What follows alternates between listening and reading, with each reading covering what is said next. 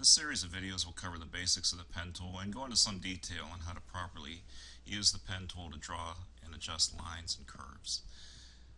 To follow along with these videos and to do the exercises, the first thing you have to do is make sure your fill and stroke settings are set properly along with mine. So in the toolbar on the left side, at the very bottom is the fill and stroke settings, and it's set to the default with a white fill and a black stroke. I just want to use a black stroke only with no fill, so I'll click the red slash. There is no fill, only a black stroke, which is what I want. Okay, the pen tool is located 4 icons down here, and it looks like a pen, so there's no mysteries there. The drop-down menu, we have other options: the add anchor point, delete anchor point, and convert anchor point, which I will cover in later videos. So let's enable the pen tool. We have just our black stroke only, and just to simply draw a straight line, it's real easy. Just place the pen tool on your canvas, click and let go. I'm not clicking and dragging, I just clicked the mouse, I let go. I move the pen tool to another point on my canvas, I click and let go, and there's my line. So let me back up.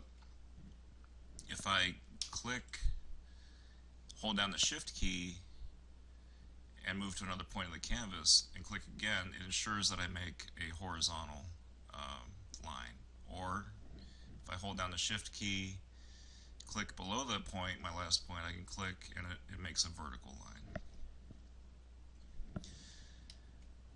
So that's easy. Now the curves are where it gets challenging. The pen tool is nothing to be afraid of, so let's just draw a simple curve. To draw the curve, the motion or the rhythm is click, hold, drag, and you do it nice and slow and deliberately. So I place my pen tool on the canvas, I click and hold, I drag, and when I drag I see what are called handles appear, and I'll explain what those are in the next video. So I let go, there's my one point, I go to another point on my canvas, I click and hold and drag, nice and deliberate. Let me go to one more point on my canvas to make a 3-point curve. Click, hold, drag. Okay, so now I have my curve drawn. I can adjust this like any other object in Illustrator. So let me enable my selection tool, the black arrow, and I see the bounding box. So if I cursor over my line with my black arrow, click, I get the bounding box, and now I can grab the handles of the bounding box and I can stretch and distort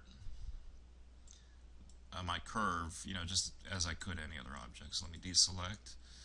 Now with the direct select tool, the white arrow, I can select individual anchor points. So if this only works with the white arrow, the direct select tool. If I cursor over an anchor point, I see the word anchor come up, click on that, and I see my handles. The handles are what you use to adjust the curves. So if I can see the handle and I have my white arrow enabled, I can grab a handle, click, hold, pull, move the handle to distort my curve. And I'll talk more about this in the next video. All I want you to be aware of now is after you draw a curve, I can use my black arrow, the direct select tool, to select the entire curve and distort it at will as a unit.